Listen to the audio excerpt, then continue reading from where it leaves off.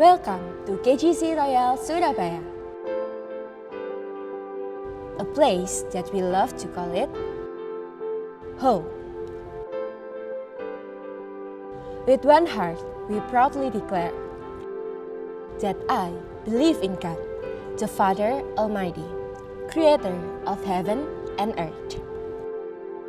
I believe in Jesus Christ, His only Son, our Lord, who was conceived by the Holy Spirit and born of the Virgin Mary. He suffered under Pontius Pilate, was crucified, died, and was buried. He descended to hell. The third day he rose again from the dead. He ascended to heaven and is seated at the right hand of God, the Father Almighty. From there he will come to judge the living and the dead. I believe in the Holy Spirit, the Holy Church, the communion of saints, the forgiveness of sins, the resurrection of body, and the life everlasting. Amen. In one faith and one heart, we are living as a body of Christ because of His gospel of the kingdom. Proverbs 22, verse 6. Train up a child in the way he should go, and when he is old, he will not depart from it. Gospel must get younger. Let's make it fun, make it meaningful.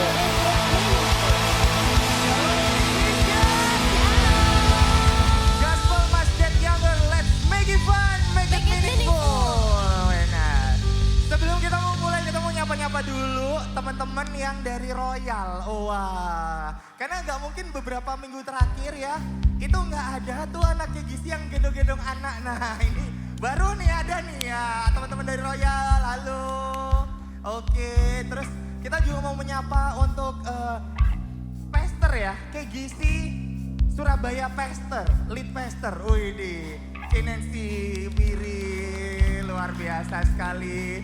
Cinensi kaget loh disapa kayak gitu ya, dia lupa jabatannya dia ya. Oke. Disapa juga ada Cesli, selamat datang di Surabaya Cesli. Oke. Ya oke, terima kasih sudah mau hadir di tempat kami. Asik. Sudah mau direpoti C. Oke. So KGCian. Sebelum saya sharing dulu deh. Buat yang duduk di belakang. Nah saya tantang kalian untuk maju 2 bangku ke depan. Saya tantang kalian untuk maju 2 bangku ke depan. Kalau nggak mau ditantang, saya seret. Nggak boleh ya. Silahkan maju 2 ke depan. Ini yang akan khotbah hari ini adalah pastor yang sering kali kalian repost tentang postingannya. Sekarang hari ini kalian siapin HP kalian untuk foto langsung nih. Foto langsung setiap doodle art yang ada di sini. Tapi foto orangnya juga dong. Oke, sudah semua? Are you ready KGCian for today? Haleluya. Haleluya. Oke, mari kita bangkit berdiri semua.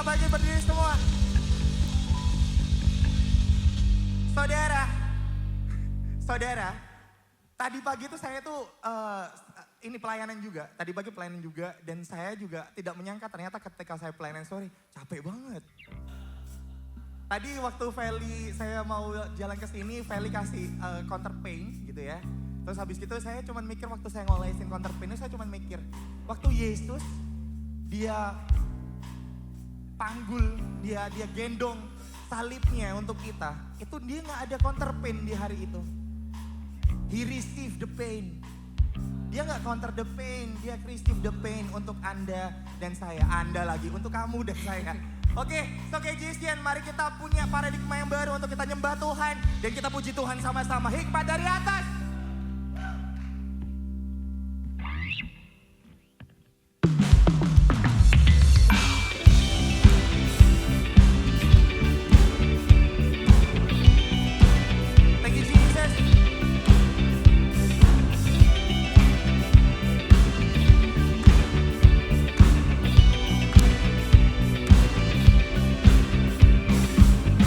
Gimana kan ku dapatkan jawaban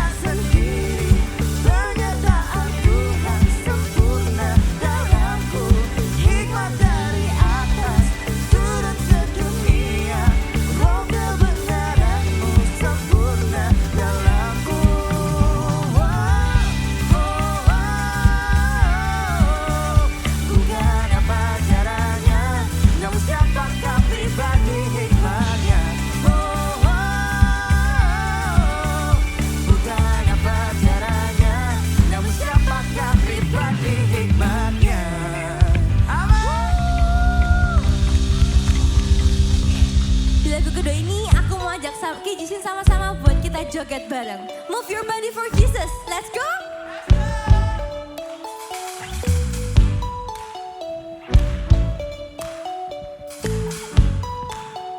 Let's sing for Jesus.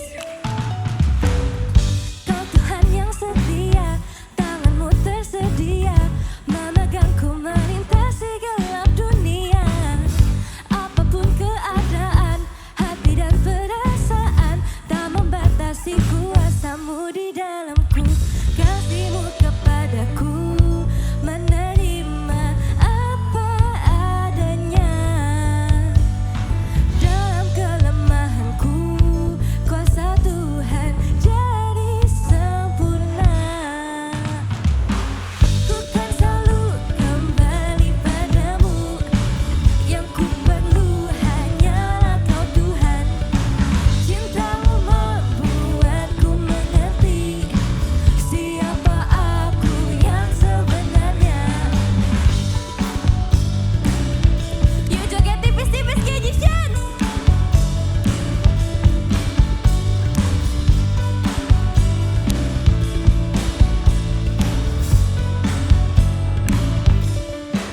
Sing it louder. Kau Tuhan yang setia, tanganmu tersedia, memegangku melintasi gelap dunia. Apapun keadaan, hati dan perasaan, tak membatasi kuasamu di dalamku. Kasihmu kepadaku, menerima apa adanya. Dalam kelemahanku, kuasa Tuhan jadi sempurna. Ku kan selalu kembali padamu, yang ku perlu hanyalah Kau Tuhan. Cintamu membuatku mengerti siapa aku yang sebenarnya. Karena yang aku percaya, penyembahan itu bukan hanya tentang apa yang keluar dari mulut kita, tapi juga apa yang kita lakukan buat Tuhan. So let's joget together Egyptians and enjoy these songs and His presence. Aku karya indahmu, karena ku cerminanmu. Kau ciptakan diriku serupa gambaranmu. Aku karya indahmu, karena ku cerminanmu. Kau ciptakan diriku serupa gambaranmu.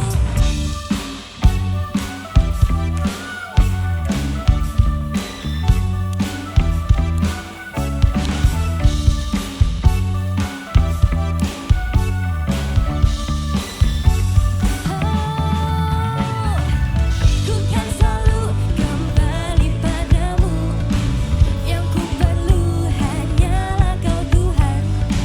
Cintamu membuatku mengerti siapa aku yang sebenarnya.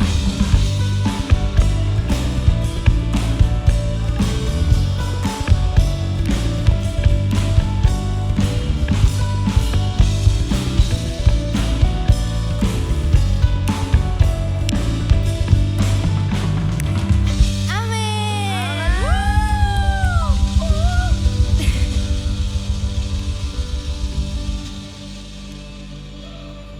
Oke, sebelum kita sama-sama menyembah Tuhan lebih dalam lagi, yuk kita sama-sama siapkan hati dan pikiran kita, lupakan semua masalah, karena kita sudah punya jawabannya, yaitu Yesus sendiri.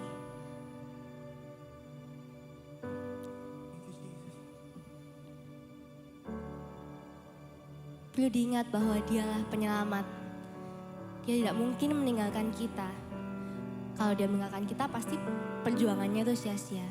Dan Dialah Tuhan. Dan Dia selalu ada. So let's worship Him, Egyptians.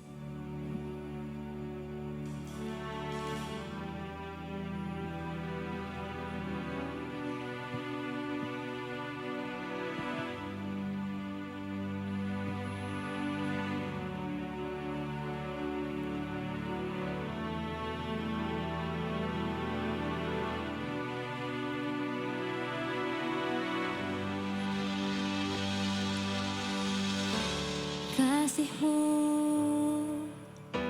selalu ada untukku, takkan lepaskan ku. Hatiku teguh berpegang padamu, memandang wajahmu. Gagahku tak ku andalkan,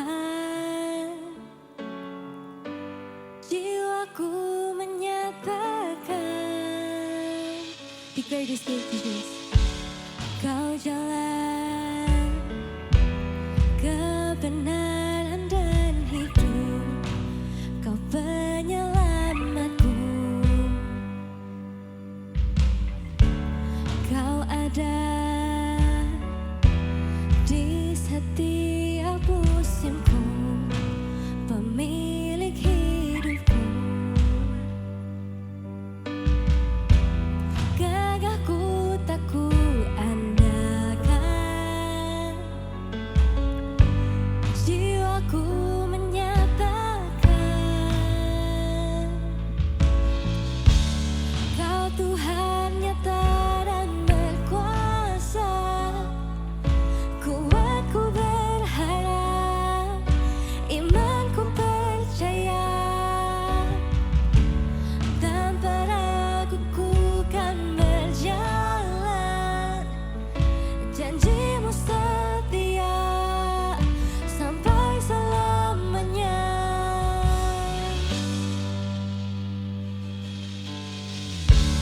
Kau jalan kebenaran dan hidup, Kau penyelamatku. Kau ada Bapa di setiap musimku, pemilik hidupku. Gagahku tak ku andalkan, jiwaku menyatakan. Kau Tuhan nyata dan berkuasa, kuatku berharap, imanku percaya. Tanpa ragu ku kan berjalan, janjimu setia sampai selamanya.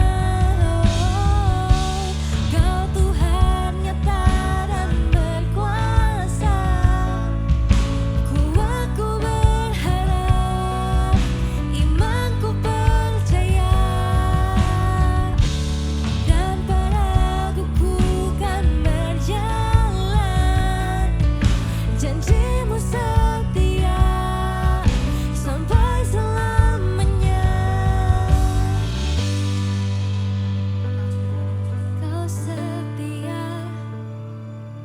Kau setia Bapa, Kau setia Rajaku. Terima kasih.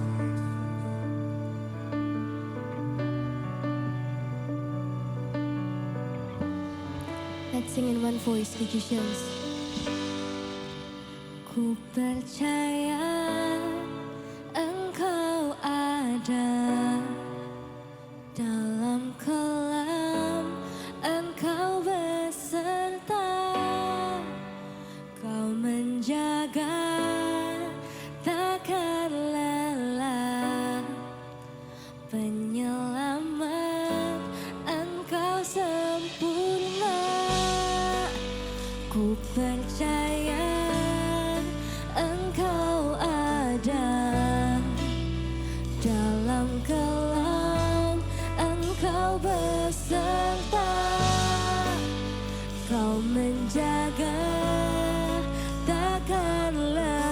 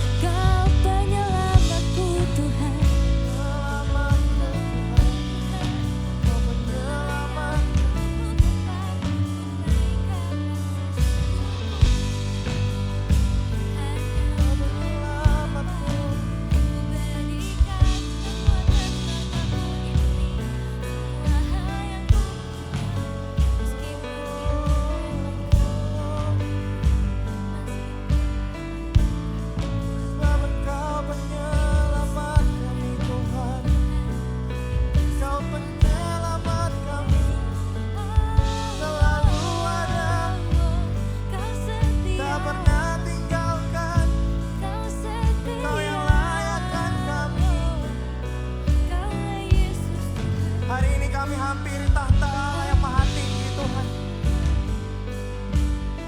Terima kasih Tuhan Yesus. Ku datang padamu Bapa, ku datang padamu. Segala pujian, segala hormat kami berikan, kami berikan. Segala pujian, segala hormat Bagi Yesus, kami naikkan kepadamu, kami naikkan. Sebab hanya Kau yang layak, hanya Kau yang layak. Terima kasih Bapa, terima kasih.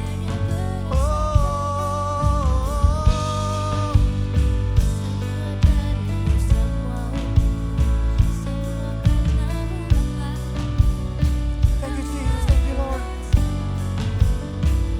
Take a moment, musician. Thank you Lord.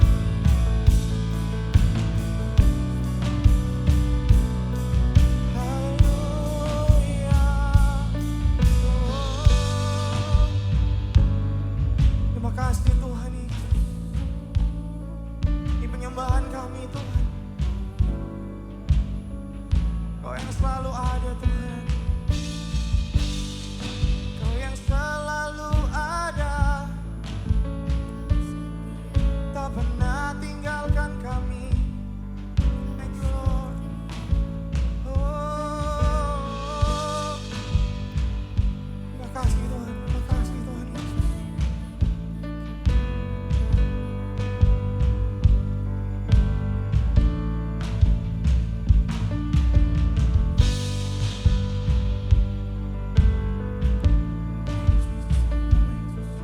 Just take a moment, Kak Jesus.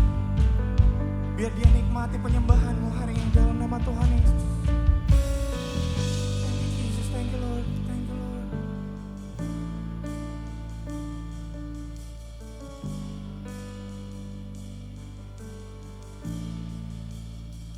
Segala pujian bagimu,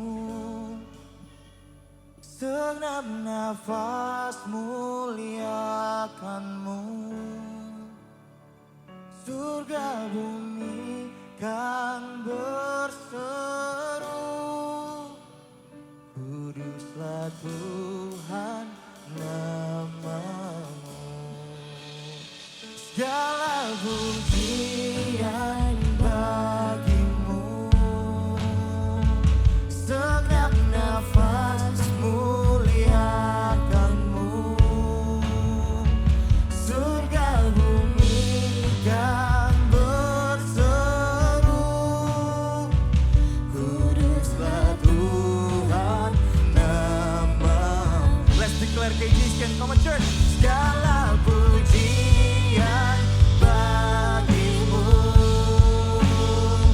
segenap nafas muliakanmu.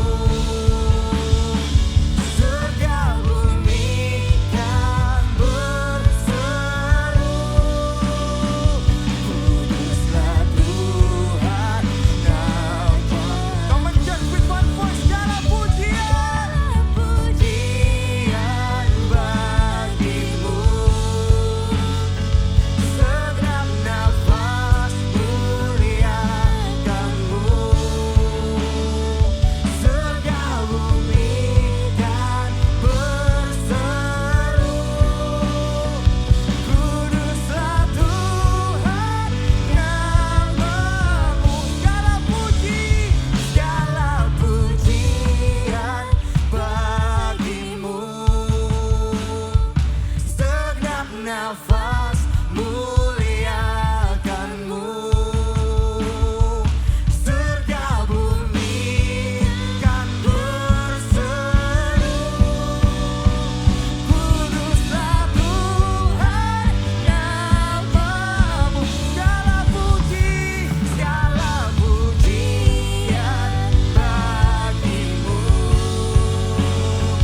segenap nafas muliakanmu.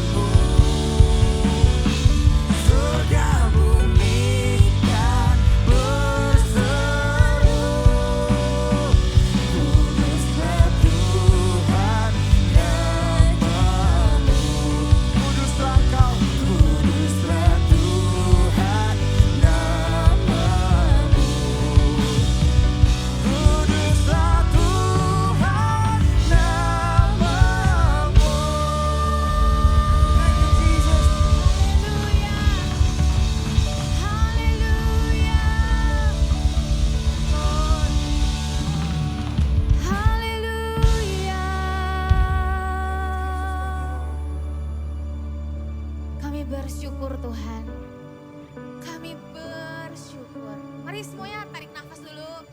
Tarik nafas panjang, buang nafas.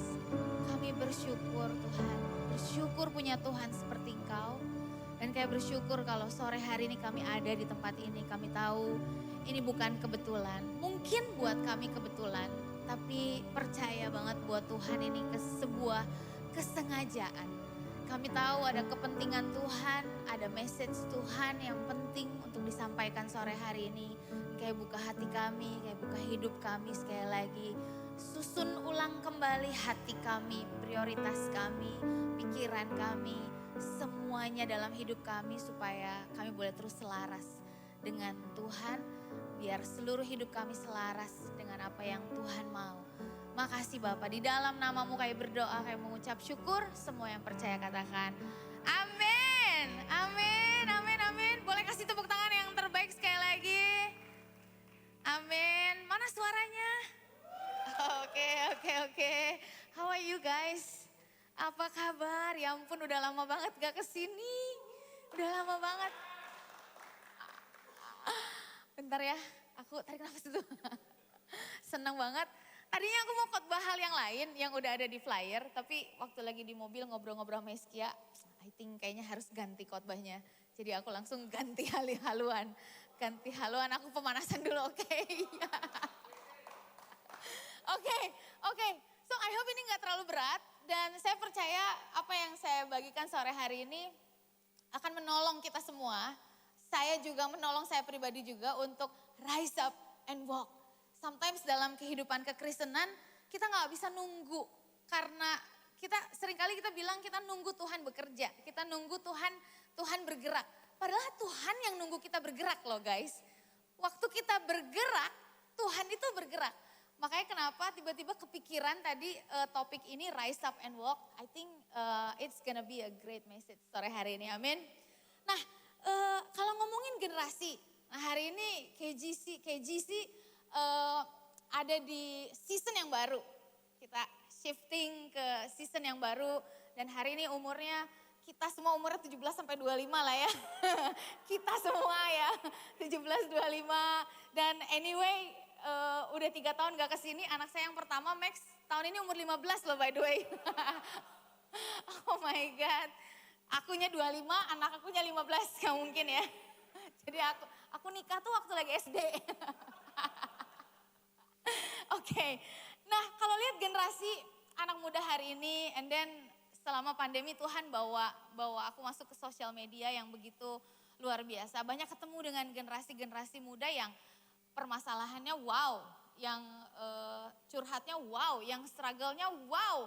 Mereka benar-benar sangat terbuka, sangat bebas dengan cerita.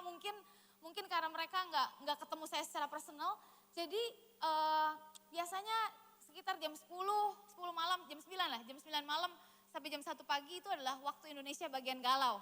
Jadi DM saya itu saya matiin notifikasinya selama udah setahun belakangan saya matiin notifikasinya. Karena satu kali waktu pas lagi ini banget, lagi peak banget, jam 2 pagi itu saya kebangun karena ada satu notifikasi yang getar terus. Saya pikir ini ngapain ya, gue pasang alarm jam segini, ya ampun bodoh banget. Akhirnya kebangun karena keganggu banget, aku buka alarm dan aku mau coba matiin, tapi kok bukan alarm yang bunyi ya? Bukan alarm yang bunyi, and then bukan aplikasi apapun lagi yang bunyi. Dan saya bingung, ini aplikasi apa yang getarnya tuh, vibrate-nya tuh terus-terusan, deret gitu. Nah saya coba lihat lagi, karena si Instagram saya tuh saya nggak keluarin di depan homepage saya, di belakang. Karena sengaja supaya saya nggak buka Instagram terus gitu. Jadi akhirnya saya buka Instagram dan ternyata notifikasinya, DM-nya semua ratusan. Jadi sejak hari itu saya matiin notifikasinya, tapi saya baca one by one curhat-curhatan mereka dan puji Tuhan dipercaya sama Tuhan untuk banyak konselingin orang-orang di waktu malam hari. Dan ada beberapa juga saya kirimkan ke gereja-gereja tempat di mana mereka ada. Dan saya lihat generasi anak muda hari ini paling beda dengan generasi-generasi sebelumnya? Merasa beda nggak? Beda ya, merasa beda. Generasi hari ini tuh sangat banyak terekspos di sosial media. Generasi hari ini paling banyak dikritik. Generasi hari ini katanya paling banyak dibully dan paling banyak disalah arti. Saya mengerti banget. Banyak yang bilang bahwa generasi hari ini bahkan mentalnya nggak kuat. Lembek katanya, udah lebih lembek daripada strawberry generation. Oh itu udah lewat, strawberry generation apa? Banyak ilmu tapi kurang pengalaman. Terus udah gitu so tau katanya ya. Tapi saya lihat muka-mukanya enggak sih kayaknya. Yang di sini enggak. Dan dan waktu saya baca DM-nya semua, itu tuh mereka tuh bukan orang-orang yang apa ya, saya tanya background mereka bukan orang-orang yang broken home. Beda dengan generasi yang saya tumbuh di rumah yang broken, di keluarga yang broken. Itu jadi alasan untuk saya jadi background, history kenapa I did what I did lah. Nah tapi generasi ini mostly punya keluarga yang harmonis. Mereka punya pekerjaan yang oke. Dan apalagi sekarang kita hidup di zaman yang pengetahuan banyak banget. Resource banyak banget. Tinggal klik mau cari apa tinggal klik. Wah kita bisa dapatkan dengan sangat gampang. Akses sangat terbuka. Semuanya tapi akhirnya yang saya lihat karena saking terekspos begitu rupa. Generasi ini buat saya jadi generasi yang lumpuh. Jadi terlalu banyak dengar apa kata orang, especially apa kata sosial media, terlalu tenggelam di dalam kehidupan orang lain dan membandingkan dengan kehidupan diri sendirinya, terlalu pengen buru-buru sukses, buru-buru berhasil karena melihat kehidupan di sosial media yang tanpa proses. Akhirnya membuat generasi ini jadi generasi yang susah gerak.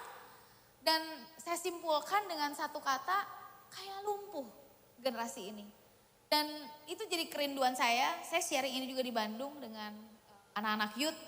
Dan kalau generasi ini lumpuh, kalau kita lumpuh, maka kita gak akan pernah bisa jalan di dalam destiny dan purpose-nya Tuhan buat kita. Karena ini hari-hari ini katanya lebih sulit ya, bener ya? Udah banyak perang, banyak banget lah. Kalau saya percaya gini, kalau Tuhan izinkan anak-anak kita, Dion, adik, dan another babies, lucu-lucu, lahir di zaman yang sulit, it means that mereka berarti anak-anak yang kuat. Amin? I think kalau kita masih hidup di generasi yang sekarang yang katanya sulit, means that berarti kita kuat loh. Karena Tuhan kan gak akan kasih sesuatu yang melebihi kekuatan kita. Kalau kita ada hari ini, berarti kita kuat. Kalau hari ini kita merasa gak kuat, kita merasa lumpuh kayaknya, berarti memang iblis lagi coba lumpuhkan kita. Dan itu yang mau saya perangi sore hari ini. Itu yang mau saya atasi hari ini. Itu yang saya mau ajak kita sama-sama supaya kita rise up and walk. Kita buat generasi ini dimanapun mereka ada, on-site or online, rise up and walk. Amin. So, kalau bicara soal lumpuh, di Alkitab itu ada banyak orang sakit. Ya, Yesus kalau datang, Yesus jalan ke kota demi kota, dia itu kerjaannya pasti menyembuhkan orang sakit. Dan di antara orang sakit itu ada orang lumpuh tentunya. Dan ada beberapa orang lumpuh. Tapi ada 2 orang lumpuh di Alkitab yang saya mau highlight sore hari ini. Yang kita mesti belajar dari 2 orang lumpuh ini. Karena generasi ini lagi lumpuh, saya mau kita sama-sama belajar dari 2 orang lumpuh ini. Nah, orang lumpuh yang pertama adalah orang lumpuh di Kapernaum. Bilang sama-sama Kapernaum. Oke. Orang lumpuh yang kedua, orang lumpuh di Bethesda. Bilang sama-sama Bethesda. Oke, saya bacain dulu orang lumpuh di Kapernaum. Gak ada di sini semua ya. Orang lumpuh di Kapernaum. Kemudian sesudah lewat beberapa hari, waktu Yesus datang lagi ke Kapernaum, tersiarlah kabar bahwa ia ada di rumah. Maka datanglah orang-orang berkerumun sehingga tidak ada lagi tempat. Bahkan di muka pintu pun tidak. Jadi sambil kalau baca Alkitab sambil baca sambil dibayangin. Imagine that you were there. Imagine kamu ada di sana. Jadi waktu itu Yesus datang ke Kapernaum, terus banyak rumor, mungkin mereka bikin flyer lah atau mungkin kalau di zaman kali ini mungkin ada instastory-nya lah, Jesus is here, Jesus is here. Dan bahwa dia ada di rumah. Maka datanglah orang-orang berkerumun sehingga nggak ada lagi tempat, bahkan di muka pintu pun tidak. Jadi itu tempat penuh banget. Itu tempat super pack banget. Nah, sementara ia memberitakan firman kepada mereka, ada orang-orang datang membawa kepadanya seorang lumpuh, digotong oleh 4 orang. Tetapi mereka tidak dapat membawanya kepadanya karena orang banyak itu. Lalu membuka atap yang di atasnya, sesudah terbuka mereka menurunkan tilam tempat orang lumpuh terbaring. Ketika Yesus melihat iman mereka, berkatalah ia kepada orang lumpuh itu, "Hai anakku, dosamu sudah diampuni." Berkatalah ia kepada orang lumpuh itu, "Kepadamu kukatakan, bangunlah, rise up, angkatlah tempat tidurmu dan pulanglah ke rumahmu." Bahasa Inggrisnya rise up and walk. Dan orang itu pun bangun, segera mengangkat tempat tidurnya dan pergi keluar di hadapan orang-orang itu sehingga mereka semua takjub lalu memuliakan Allah, katanya, "Yang begini belum pernah kita lihat." Nah, ini orang lumpuh yang pertama di Kapernaum.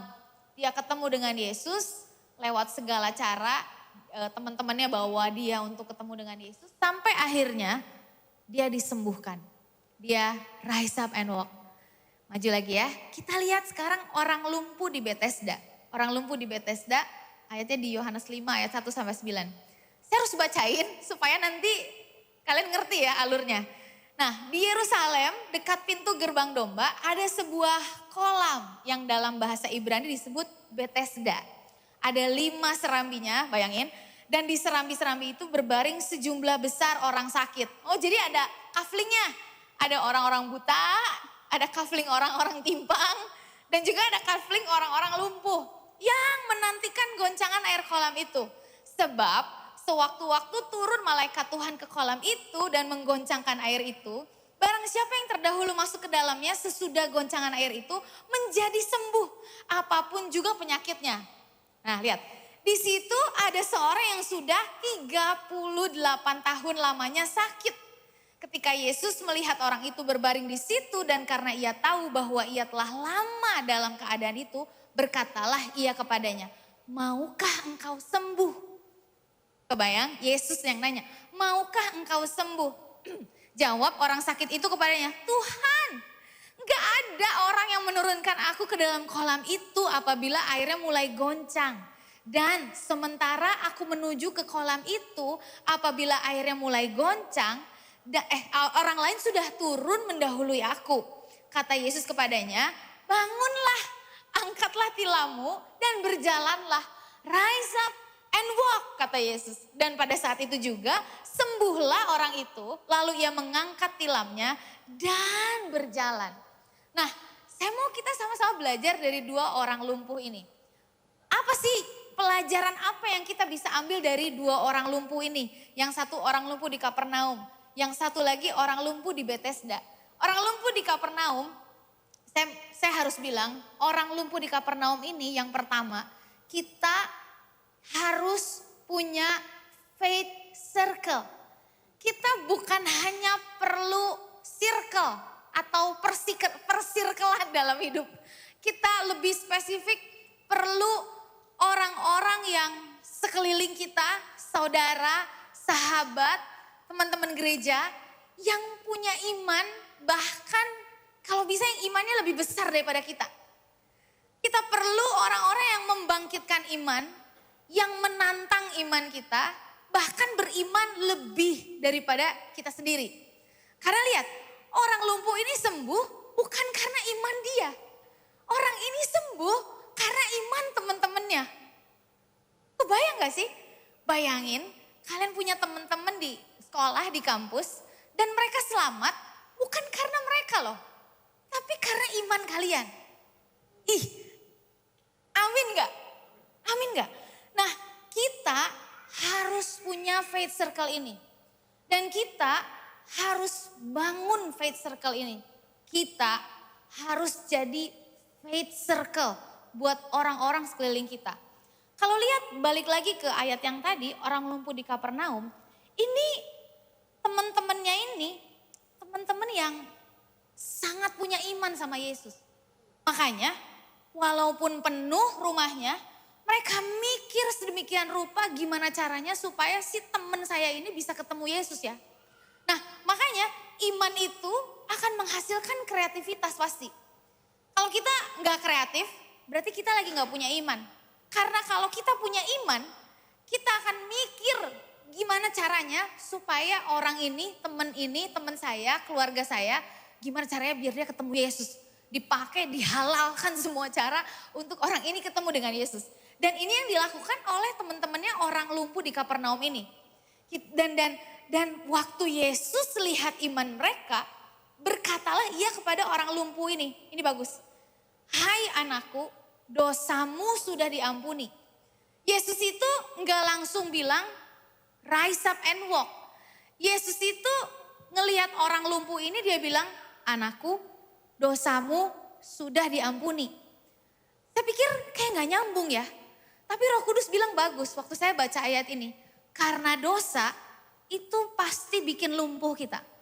Iman bikin kita kreatif. Dosa bikin kita lumpuh. Jadi kalau hari ini it seems like, it feels like kayak kita kayak gak bisa gerak ya. Kayak gak bisa gerak.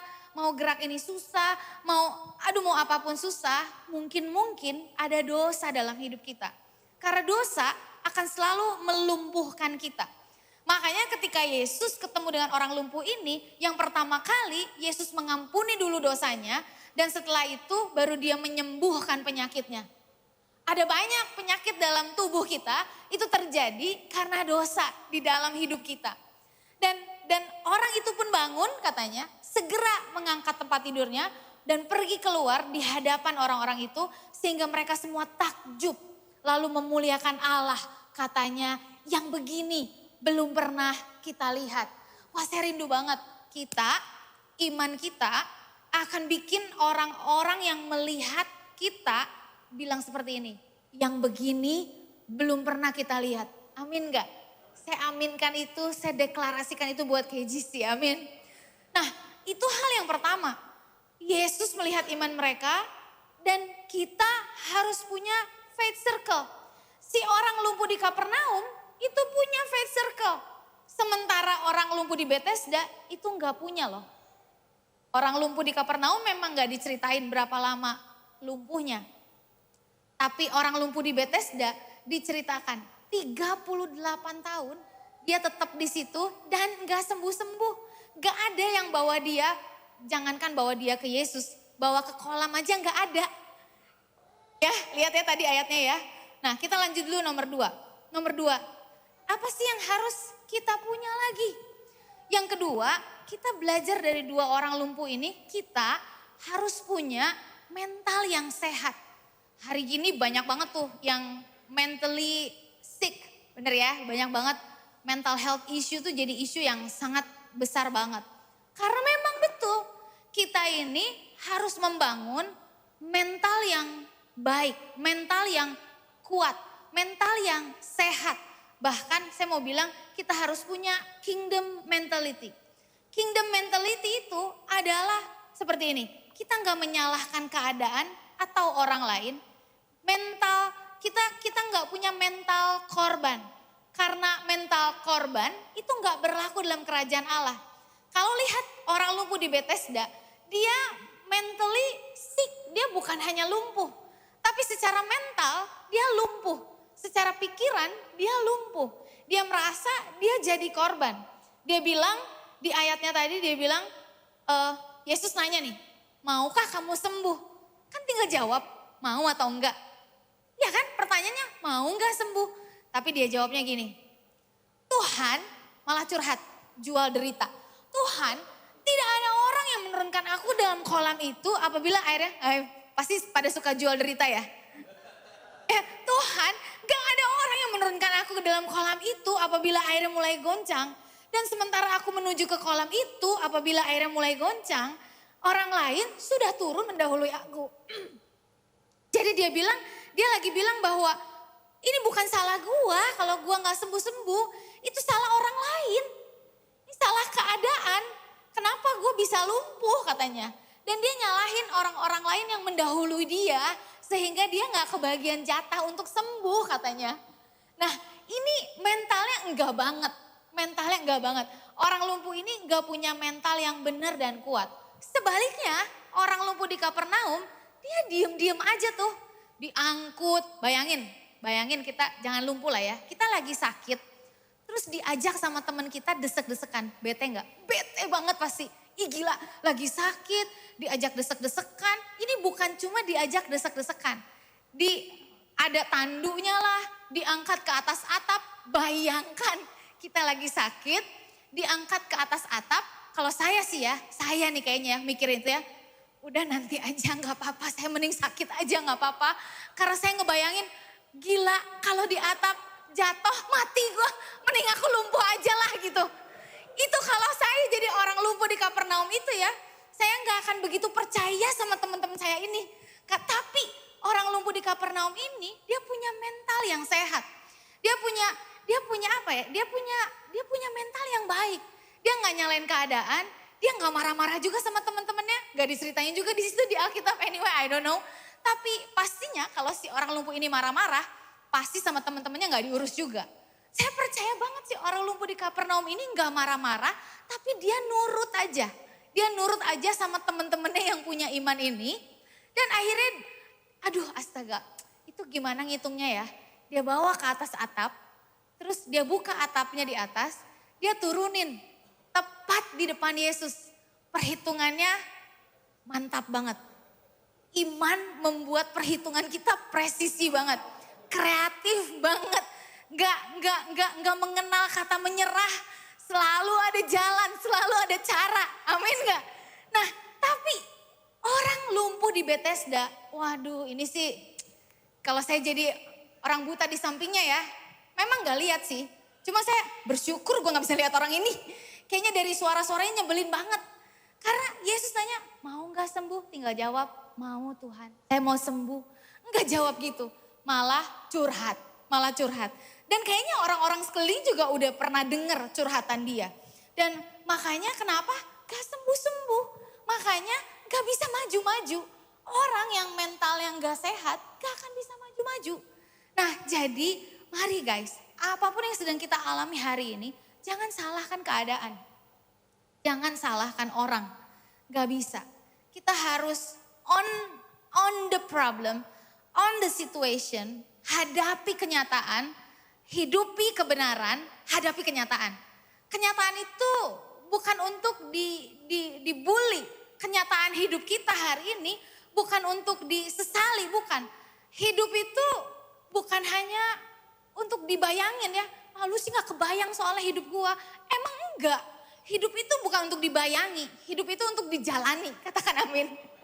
Nah orang lumpuh di Bethesda ini, aduh mentalnya enggak banget deh.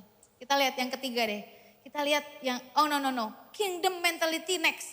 Kita harus punya mental singa. Nah Tuhan itu, sadar gak sih? Tuhan itu ajarin kita manusia lewat banyak binatang loh. Di Alkitab, tersinggung gak? Tuhan itu suruh kita belajar sama semut. Tuhan itu suruh kita cerdik seperti ular, tulus seperti merpati. Nanti kerinduan sama Tuhan tuh harus seperti rusa gitu kan. Terus apalagi, pokoknya semua binatang-binatang tuh disebut dieluk-elukan sama Tuhan. Untuk ngajarin sesuatu sama manusia. Berarti kita di bawah binatang apa maksudnya? Nah tapi kingdom mentality ini lagi bicara gini loh. Kita harus punya mental singa. Ingat kalau kita ada di generasi yang sulit hari ini, berarti kita sebenarnya orang-orang yang kuat. Berarti mental kita harusnya mental yang kuat. Singa, dibilang di Amsal 30 ayat 30, adalah yang terkuat di antara binatang. yang tidak mundur terhadap apapun. Jadi hari ini kalau lagi ada masalah kita mundur, waduh pikir ulang deh. Karena kita harus punya mental singa. Mental singa itu gak pernah takut menyerang, gak pernah takut diserang. Jadi apapun yang terjadi di luar kita, it doesn't matter. Selama yang di dalam kitanya kuat, yang di luar kita terjadi apapun enggak masalah. Di luar kita terjadi apapun enggak masalah selama Tuhan yang besar ada di dalam kita. Yang percaya katakan amin. So kita harus punya mental singa. Bilang sama-sama singa. Dalam menghadapi kehidupan ya, bukan menghadapi pemimpin. Ingat, menghadapi keadaan. Bukan menghadapi orang tua atau pemimpin, bukan. Kalau menghadapi pemimpin dan orang tua jadi domba, oke? Oke. Menghadapi keadaan dan kehidupan jadilah seperti singa yang enggak takut menyerang, enggak takut diserang. Mental yang kedua yang harus kita punya adalah mental prajurit. Daud dan Goliat itu cerita yang paling bagus banget untuk saya jelasin tentang mental prajurit ini. Daud itu dia nggak sengaja ada di medan perang hari itu. Sampai akhirnya dia memenangkan pertandingan dengan Goliat. Dia menang telak, menang besar karena Tuhan yang ada bersama dengan Daud hari itu. Tapi Daud sebelum memenangkan pertandingan dengan Goliat, dia dibully sama kakak-kakaknya. Percis sama kita hari-hari ini yang mungkin sering dibully, itu percis banget. Kalau lihat keadaan sosial media hari-hari ini, itu banyak banget yang komen-komen tuh kayaknya ini gampang banget gitu ya. Orang tuh sekarang pakai jempol gampang banget gitu. Gak ada mannernya gitu. Emang jempol gak sekolah sih memang soalnya. Makanya komen-komennya aduh ini apa sih gitu. Jangan lihat follower saya yang banyak ya. Coba tanya, ada gak yang marah-marah Ci? Ada. Ada gak yang mau nipu? Banyak. Ada gak yang bully? Banyak. Cuma saya gak bilang aja. Nah, tapi Daud hari itu punya dua pilihan. Sama seperti kita punya dua pilihan. Sama seperti saya punya dua pilihan. Jawabin kakak-kakaknya atau kalahin Goliat. Fokus sama purpose-nya kita. Tapi Daud, dia memilih untuk fokus sama Goliat. Dia pilih untuk fokus sama tugas, sama peran yang dipercayakan sama Daud hari itu. Hari ini kita harus bisa fokus. Mental prajurit itu mental yang bisa langsung fokus. Oke, daripada gue jawabin netizen-netizen gak jelas yang gak kenal juga. Mending aku fokus aja. Fokus untuk menyatakan firman Tuhan, menyatakan kebenaran firman Tuhan. Dari sisi angle-nya aku, ini saya ya. Daripada jawabin netizen-netizen yang saya gak kenal. Dan yang dia juga gak kenal aku gitu loh. Ya sudahlah gitu. Sama seperti kita. Guys, kita harus punya kingdom mentality. Mental singa yang enggak takut menyerang atau diserang. Dan kita harus punya mental prajurit. Punya dua pilihan setiap hari. Mau jawabin kakak-kakaknya, mau iyahin semua penderitaan dan permasalahan dan deritanya kita. Atau kita mau fokus sama apa yang di depan kita, kerjakan dengan maksimal apa yang Tuhan percayakan di tangan kita hari ini. Mari fokus, amin. Karena kalau kita nggak fokus, kita nggak punya mental-mental ini, kita nggak akan bisa rise up and walk. Kita akan terus lumpuh dan lumpuh dan lumpuh, dengerin kata orang, dan kita akan terus dilumpuhkan again and again. Yang ketiga, terakhir. Dari dua orang lumpuh ini kita belajar bahwa kita harus punya good character. Kita harus terus develop karakter yang baik. Dan karakter yang baik itu berasal dari hati yang baik. Coba lihat, bandingkan orang lumpuh di Kapernaum. Dia mau ngaku kalau dia lumpuh. Dia mau rela dilihat oleh orang banyak. Bagaimana lemahnya dia, bagaimana orang-orang bawa dia, bagaimana orang-orang angkat dia ke atas atap, turunin di depan Yesus. Dan bagaimana Yesus menyembuhkan orang lumpuh ini. Dia punya hati yang baik, dia mau digotong-gotong, dia nurut aja seperti yang tadi saya bilang. Tapi orang lumpuh di Bethesda, dia malah bela diri, dia nggak peduli, dia nggak tahu terima kasih. Nih saya bacain ya, buktinya saya buktikan. Yesus nanya, maukah engkau sembuh? Dia jual derita. Oke. Dan sementara dia bilang ini, bangunlah, angkatlah tilammu dan berjalanlah. Dan pada saat itu juga sembuhlah orang itu lalu mengangkat tilamnya dan berjalan. Nah udah sembuh nih dia udah sembuh. Nah saya akan bacain, saya buka ayat, bisa tampilin gak? Yohanes 5 ayat 10 lanjutannya. Saya lupa buka. Nah karena itu orang-orang Yahudi berkata kepada orang yang baru sembuh itu, hari ini hari Sabat loh. Jadi dia udah sembuh nih, keluar dari si kolam Bethesda itu. Dan akhirnya ada orang-orang Yahudi bilang, hari ini hari Sabat loh. Kamu tuh harusnya gak boleh memikul tilammu. Next, ayat 11. 11. Akan tetapi ia menjawab mereka. Ini nih, orang gak punya good character nih. Ini kurang ajar nih. Orang yang telah menyembuhkan aku. Dia gak bilang Yesus loh. Dia bilang, orang yang telah menyembuhkan aku, dia yang bilang sama aku. Dia yang nyuruh aku, angkatlah tilammu dan berjalanlah. Kebayang gak? Dia gak peduli loh bahwa dia itu udah sembuh. Dia itu disembuhin sama Yesus. Bahkan ketika dia keluar, setelah the moment, a minute after dia disembuhkan, dia bahkan gak memuji Yesus, dia malah mengolok-olok Yesus juga. Dia malah ngebully Yesus juga. Itu dia yang nyuruh gua untuk angkat tilam.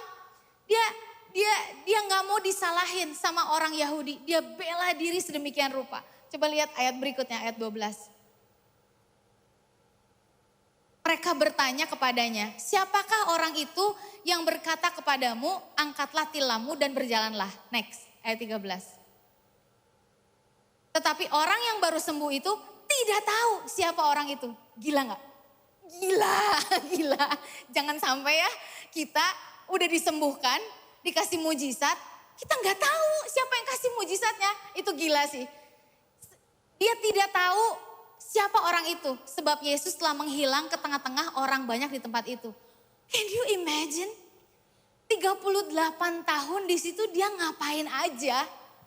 Selama ini banyak orang sembuh, and then akhirnya Yesus datang 38 tahun, dan saya bisa bayangin, pantesan gak punya karakter yang baik, pantesan 38 tahun gak sembuh-sembuh guys, pantesan.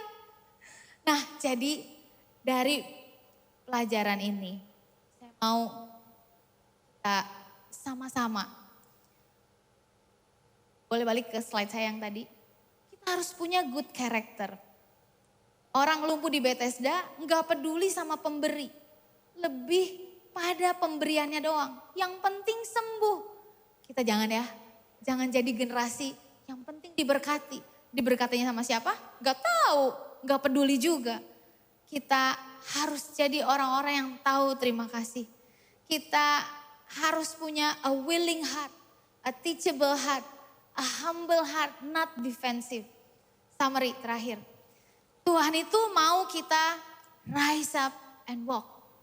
Amin. Boleh bilang kanan kirinya, Tuhan mau kamu rise up and walk. Boleh slide terakhir. Gimana caranya supaya kita bisa rise up and walk? Yang pertama, find your faith circle. Dan bukan hanya find, be a faith circle buat teman-temanmu. Karena ada masih banyak orang-orang yang butuh faith circle di luar sana. Dan karena iman mereka, kita ada di sini. Saya enggak sih? Kita ada di sini somehow karena iman orang-orang sekeliling kita loh. Saya ada di sini hari ini, di Surabaya hari ini. Saya lihat perjalanan hidup saya, ada begitu banyak orang-orang sekeliling saya yang punya iman lebih besar daripada saya. Ada orang-orang yang constantly WhatsAppin saya tiap kali saya mau pelayanan. Ashley kamu hebat, pasti bisa, pasti luar biasa. Saya cuma bilang, saya mah cuma dianggap hebat. Saya bilang, enggak kamu hebat, jagoan, bagus banget. Minggu ini Kak Victor ada di Banjarmasin. Waktu lihat instastory saya, dia DM saya. Ashley pasti luar biasa. pelayanannya pasti luar biasa di Surabaya ya. Padahal minggu-minggu lalu saya lagi di masalah nih. Lagi ada masalah dan lagi cukup berat. Yang lagi saya pikirin cukup berat. Tapi Kak Victor tuh percaya banget. Di saat saya nggak percaya diri, Kak Victor tuh percaya banget. Nah kita harus jadi orang-orang yang punya iman untuk membangkitkan banyak orang, banyak generasi di luar sana. Gak kebetulan kalian ditempatin dimanapun kalian ada hari ini. Karena tempat itu butuh iman. Tempat itu butuh saudara yang beriman sama Tuhan. Supaya one day ketika Tuhan lihat tempat itu, ketika Tuhan lihat rumahmu, ketika Tuhan lihat sekolahmu, kampusmu, Tuhan melihat orang-orang lumpuh di sana dan berkata, karena iman anak ini kamu sembuh. Karena iman kita mereka sembuh, katakan amin. And then mari terus bangun mental yang sehat. Terus bangun kehidupan yang di dalam, bukan yang di luar nih. Bukan packaging luar, tapi yang di dalam. Inner mentality kita yang di dalam. Kita punya mental singa, kita punya mental prajurit, kita dekat sama Tuhan. Karena waktu kita dekat sama Tuhan, ada ketenangan di jiwa kita. Hari ini ada banyak orang-orang yang kena mental dalam kutip, karena mereka gak dekat sama Tuhan. Karena kalau kita dekat sama Tuhan, bilang, kan ada lagunya kan, lagu JPC, tenangan di jiwaku, itu kan di jiwa loh. Dari zaman Alkitab itu udah banyak banget kata-kata jiwa itu dibahas. Karena memang Tuhan tahu hari-hari ini akan ada banyak orang-orang kena mental. Tapi kita enggak. Kita harus punya mental yang sehat, dekat sama Tuhan. Dan yang ketiga, mari develop a good character. Punya karakter yang baik, punya reputasi yang baik, punya hati yang baik, punya respon yang baik. Apapun yang lagi terjadi dalam hidup kita. Amin. So rise up and walk. I hope ini jadi pesan yang kuat banget untuk setiap kita sore hari ini, dan pesan yang kuat banget untuk teman-temanmu yang masih ada di luar sana. Untuk I'm preaching ke kursi-kursi yang kosong, dan I have faith. One day kursi-kursi ini akan terisi penuh dengan generasi-generasi yang rise up and walk. Amin. So sore hari ini mari bangkit berdiri. Bangkit berdiri sore hari ini. Tuhan mau bilang, cintai hadirat Tuhan lebih dari apapun juga. One day di kitab Keluaran ada cerita tentang Musa dan Yosua. Ada peralihan kan, Musa tadinya memimpin bangsa Israel, akhirnya beralih ke Yosua yang memimpin bangsa Israel. Nah saya akan bacain ayat ini jadi ayat penutup kita. Keluaran 33 ayat 11. Dan Tuhan berbicara kepada Musa dengan berhadapan muka, seperti seorang berbicara kepada temannya. Kemudian kembalilah ia ke perkemahan. Tetapi abdinya Yosua bin Nun, seorang yang masih muda, tidaklah ia meninggalkan kemah itu. Yosua enggak meninggalkan kemah itu. Apa artinya? Yosua berlama-lama di dalam hadirat Tuhan. Saya bisa ngerti waktu saya baca ayat ini, saya lihat hidup saya. Iya bener ya, sometimes saya sekarang udah gak terlalu lama dalam hadirat Tuhan. Karena ada banyak banget tanggung jawab yang harus dikerjakan. Tanggung jawabnya tanggung jawab rohani, banyak banget yang harus dikerjain. Jadi saya berdoa, saya nyembah Tuhan, and then oke lah, harus ada anak yang harus dikasih makan, anak orang lain harus dibimbing, ya kan? Anak orang lain lagi yang harus dibina. Susah banget, rasanya pengen dibinasakan aja gitu kan ya. Ada materi-materi harus dibuat, ada banyak kepentingan Tuhan yang saya kayak ditarik ke sana. Dan saya akui di hadapan Tuhan, aduh kangen banget. Saya pengen waktu-waktu yang lama gitu nyembah Tuhan tuh kayaknya udah lama banget. Dan jarang lah, gak sesering dulu. Nah saya bisa ngerti keadaan Musa hari itu. Kayaknya Musa lagi ruwet banget ya. Ini mimpin bangsa Israel yang nakal banget, gak nurut-nurut gitu ya. Dan akhirnya dia berdoa sama Tuhan dan dia deket sama Tuhan, dia deket. Musa deket banget sama Tuhan. Makanya dibilang Musa itu berhadapan muka sama Tuhan seperti seorang berbicara sama temennya. Lalu setelah beres, yaudah beres, yaudah oke kita kerja lagi Musa bilang. Tapi abdinya Yosua bin Nun, seorang yang masih muda, tidaklah ia meninggalkan kemah. Pesan buat yang masih muda, generasi muda, jangan sibuk-sibuk. Berlama-lamalah dalam hadirat Tuhan. Karena disitulah kekuatanmu, disitulah perlindunganmu, disitulah ketenanganmu, disitulah arah masa depanmu ada. Kalau saya, aduh banyak banget kerjaan, aduh pengennya di pause aja hari gitu ya, aduh banyak banget. Saya kasih pesan nih buat anak-anak di gereja juga yang masih muda-muda, belum punya anak, belum nikah, belum punya anak. Please berlama-lamalah menyembah Tuhan, berlama-lamalah dalam hadirat Tuhan. Karena setelah semuanya beres dengan Musa, akhirnya Tuhan percayakan kepada Yosua. Setelah semuanya beres dengan saya, setelah semuanya beres dengan Hizkia dan semua leaders yang ada, kedepannya akan sama kalian. Makanya mari cintai hadirat Tuhan. Kan dari yang orang lumpuh tadi. Orang lumpuh tadi ketemu dengan Tuhan, disembuhkan. Sore hari ini saya rindu saudara ngalamin Tuhan. Sembuhkan oleh Tuhan, rise up and walk. Tapi setelah rise up and walk, jangan sibuk-sibuk. Jangan sibuk-sibuk. Jangan sibuk-sibuk. Berlama-lama dalam hadirat Tuhan. Berlama-lama dalam hadirat Tuhan. Lama-lama dalam hadirat Tuhan. Amin. Amin. Mari setiap mata boleh tertutup, setiap hati boleh terbuka di hadapan Tuhan. Being aware of His presence. Mari sadari bahwa Tuhan ada di tengah-tengah kita. Tuhan ada di all around us, di dalam kita Tuhan ada. Mungkin selama ini kita nggak rusuh, nggak cepet-cepet, nggak terburu-buru. Tapi apakah pikiran kita terburu-buru kita nggak tahu, hanya Tuhan yang tahu. Sore hari ini jangan biarkan pikiranmu terburu-buru. Bahkan jangan biarkan doamu terburu-buru. Nikmati Tuhan, nikmati hadiratnya, nikmati kehadirannya, nikmati kehadirannya. Syuria bahaya nama sikiriandara bakaya raba. Ura bahaya rabahara labahasi kiriara labataka.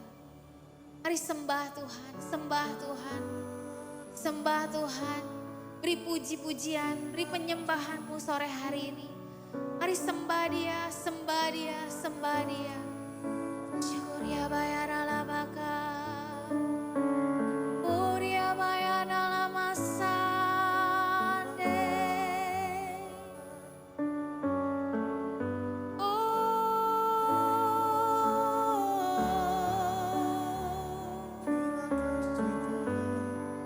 Oh Yesus, kami sembah.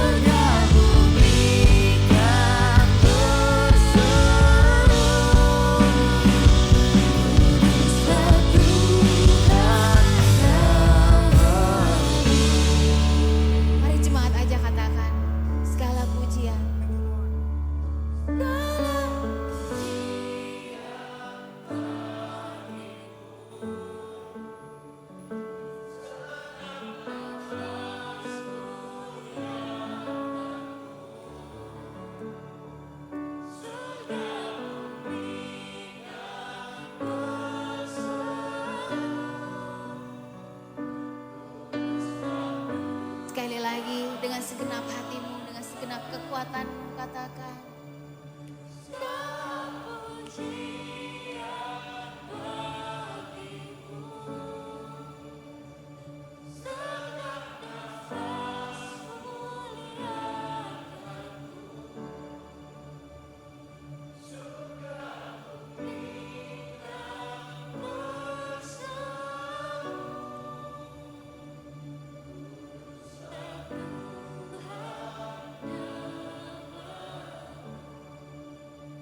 Bersyukur Tuhan buat sore hari ini. Ini rindu kami Tuhan, segenap nafas kami boleh memuliakan nama-Mu. Segenap apapun yang kami kerjakan, boleh meninggikan nama-Mu Tuhan. Nama-Mu boleh diceritakan kemanapun kami pergi, apapun yang kami kerjakan. Sampai orang yang melihatnya boleh berkata, yang begini belum pernah kami lihat. Yang begini belum pernah aku lihat. Aku berdoa sore hari ini tuh boleh terjadi di KGC ini Tuhan, di dalam nama Yesus. Berdoa sungguh biar mulai dari sore hari ini ada generasi yang rise up and walk. Berjalan bersama dengan Tuhan, bangkit berjalan bersama dengan Tuhan. Aku berdoa sore hari untuk setiap anak-anak-Mu di tempat ini Tuhan, sembuhkan mereka. Bangkitkan mereka. Bawa mereka masuk ke dalam rencananya Tuhan. Bawa mereka untuk hidup di dalam kebesaran-Mu Tuhan. Dalam nama Yesus. Mari sembah Tuhan sekali lagi. Segala pujian bagimu. Sembah Tuhan, sembah Tuhan.